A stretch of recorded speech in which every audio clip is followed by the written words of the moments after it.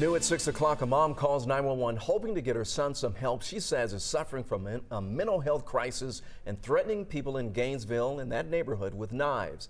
What she wanted was for someone to respond and then transport him to a facility to get the help that he desperately needed. But the 911 dispatcher allegedly told her that they could not do that. Tonight, Joe Ripley is taking a closer look into why. Joe? Hey, good evening, Ron. Her son ended up being shot by a neighbor. Today, I asked Gainesville police and Hall County dispatchers about their policies when they get calls like these and why they couldn't help the mom with her 1013 request. A warning to some of you, you might find the sounds you're about to hear disturbing. The shooting that shook a neighborhood. Just moments before, this 911 caller tried to warn Hall County dispatchers about her son. My son, he's paranoia, schizophrenic, and he's walking around in the parking lot with 2 knives and talking about killing people. Gainesville police were called around 7:30 Monday morning to Shades Valley Lane.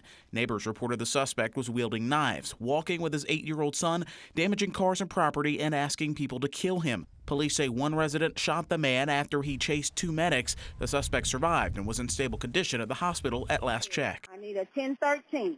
Okay.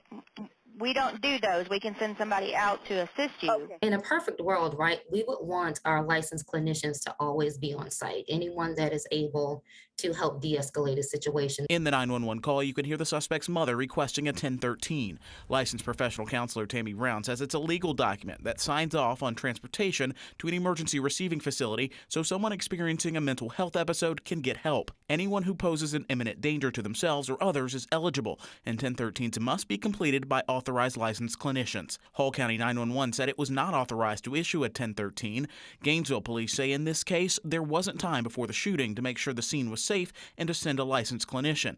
Brown credits 1013s and co-responder programs where police go out on calls with licensed professionals for de-escalating tense situations. But she says at times there aren't enough facilities to handle a large volume of behavioral health calls. She says research, training, and talking more about behavioral health can result in fewer violent outcomes in the long run. But we can't keep calling the police every time we see somebody that may not look like us or may look a little more agitated than is beyond our comfort zone, right?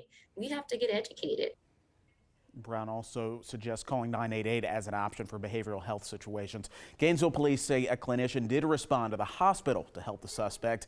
Investigators say once released, the suspect will be charged with criminal attempt to commit murder, 2 counts of obstruction of an EMT, aggravated assault, and weapons charges.